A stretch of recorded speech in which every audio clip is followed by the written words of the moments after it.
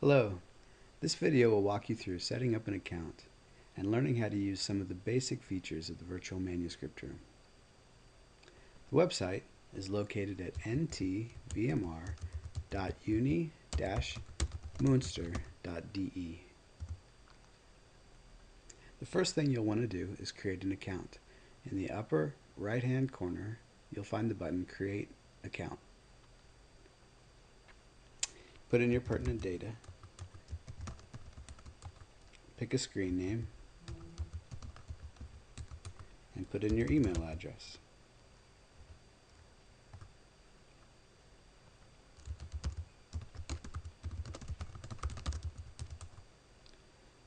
There'll be a verification code you'll need to type. It's on the screen to make sure you're not a robot.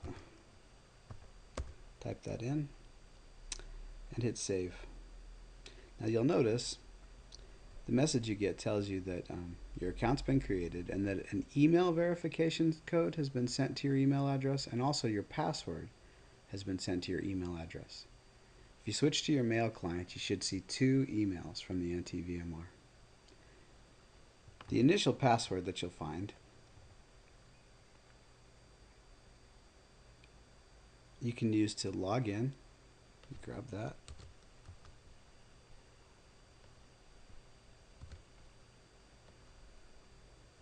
And it'll ask for the email verification code, which was sent in the other email. And let's grab that.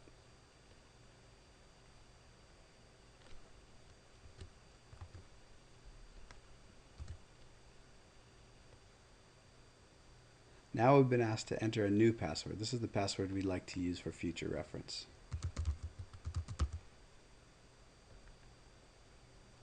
And a security question in case we forget our password.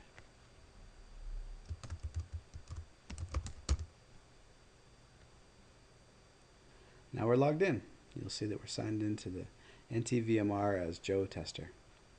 Next, you can enter more information if you'd like by clicking your name, uploading a photo, adding any kind of pertinent information that you'd like. But we won't do that now. We're just going to explore some of the features of the NTVMR. On the first tab, you'll see the Manuscript Workspace. From this page, you'll be able to explore manuscripts, see images and transcriptions of manuscripts, and do searches. If you know the manuscript you're interested in, you can type that in the quick lookup field and hit enter. You'll see the results. Click on the manuscript, and you'll get a list of all of the folios that we have recorded for that manuscript with the images and the indexing data for each folio. If we click on an image, it should load the image up in the image viewer.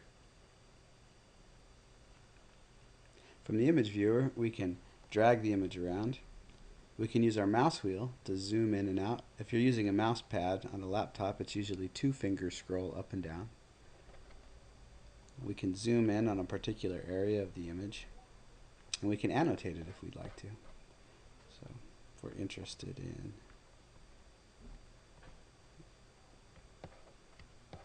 this, we can click the annotation button here.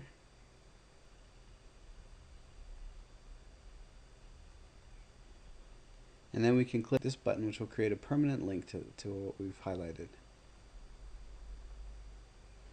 We can give this link out to other users so that we can discuss this image at this location with our friends in email or on a blog or wherever you'd like to post this link. And it'll bring somebody back exactly to this location on this image.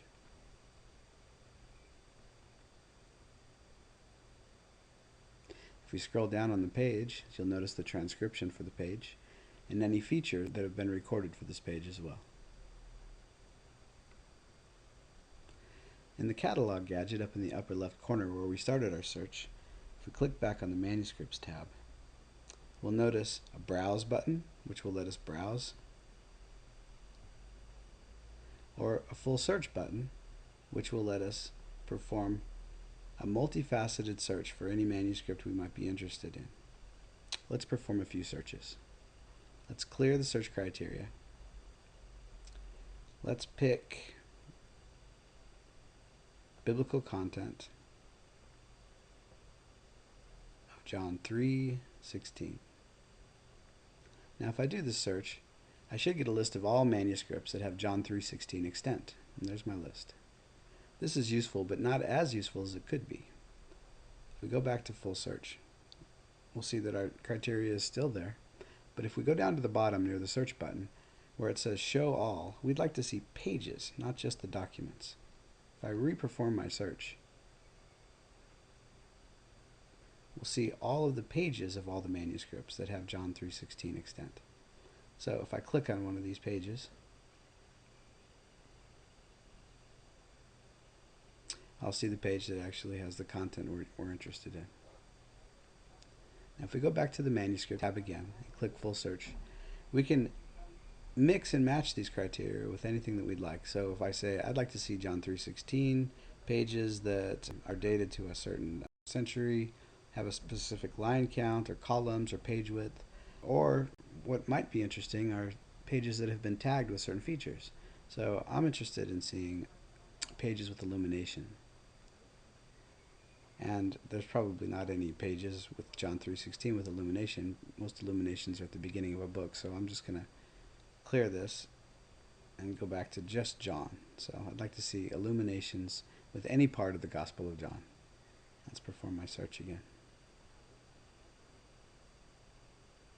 And there we go.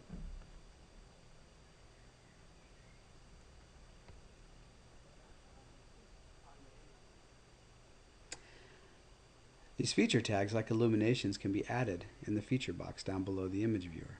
If we notice a feature on a page that might be interesting, if we see canon tables or headpieces, we can add those features and make the data more usable by future scholars. Click Add Feature. You can say that we see a headpiece here. And we can include a region box on the image. And that will let me draw a box around the headpiece. You can save that. And you'll see that our feature has been added by Joe Tester. Now if we do a search again for headpieces in John 3:16, this page would result in a hit for that page as well.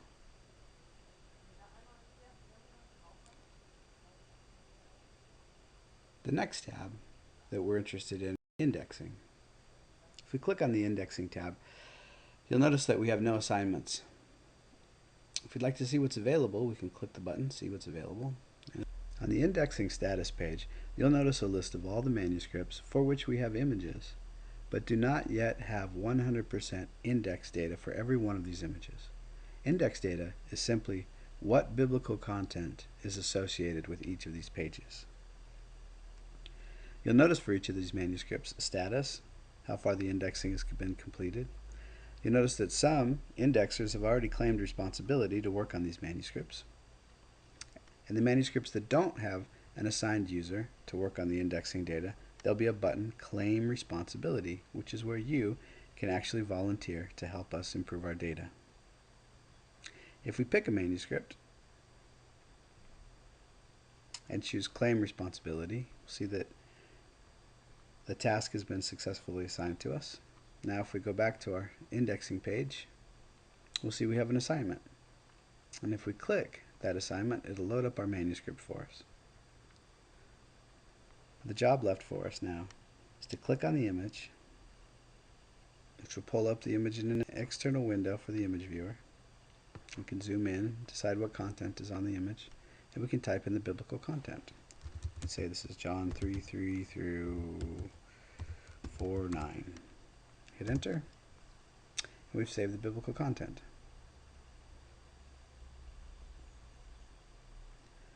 On the left-hand side, you'll see a Bible viewer window, which will help us determine what content is actually on the page. If we suspect that it's John 3, we can load up John 3 in the window and try to find the content and see if it matches. If we don't know, we can type in a few words that we see on the page into the search tab. If we type those words in and hit enter, we'll find all of the verses that contain those two words, which might give us a good idea of what biblical content is on this page.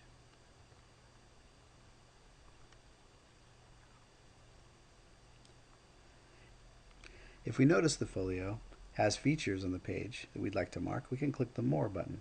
Here we can mark that the page has illuminations, headpieces, canon tables, kephali list, etc.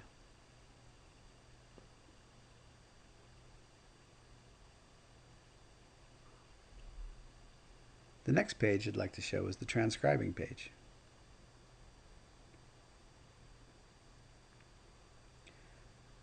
Transcribing a manuscript is fairly simple.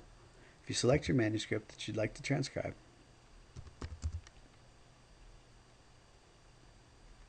scroll down to the page that you're interested in transcribing, select the image,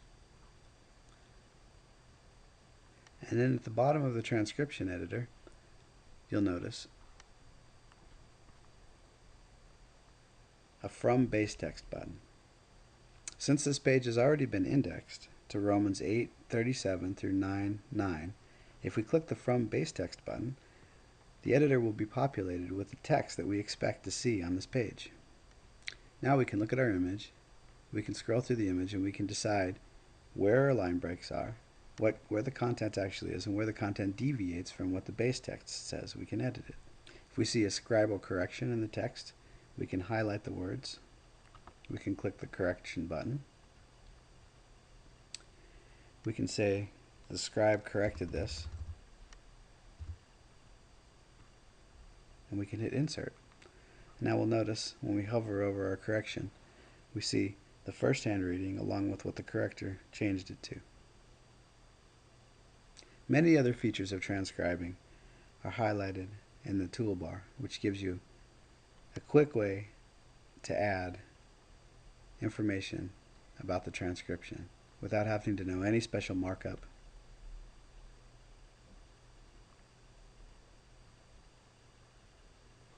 And to aid you as you go along. If you'd like some paleographical assistance, you can type any Greek letter that you're interested in the paleographical tool down at the bottom, and you'll get help for whatever you type. Throughout the NTVMR, you'll notice a comic book bubble button, which will allow you to discuss features of a manuscript on our forums. This button will take you to the appropriate place for the appropriate manuscript where discussion is taking place on exactly the location you're interested in discussing. This took me to the same manuscript, in fact the folio that I was on, where all the discussion is taking place about this particular folio of this manuscript. How we boxed a location on the manuscript before can also be used in the forums. If I highlight a certain portion of this manuscript and I click the Discuss button, a draft message for the forum will be created for me to take someone back to exactly the location that I'd like to discuss. This allows researchers to have conversations about very particular aspects of a manuscript.